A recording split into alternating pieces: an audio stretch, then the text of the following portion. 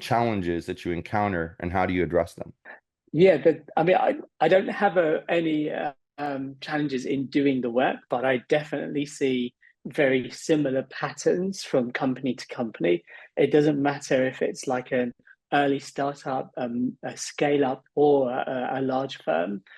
We tend to see growing pains across all of them, and and to be quite specific, there's always cyber problems of some kind of form, and so it's sort of sometimes that's a lack of knowledge and sometimes it's just not spending the money. As the companies start to scale up, one of the problems is that technology isn't creating the value the business needs fast enough. So we have these great plans. We're going to build up the hell out of this business, but the tech team can't build quick enough or produce what they need as fast as they need. And then you'll get the standard things around high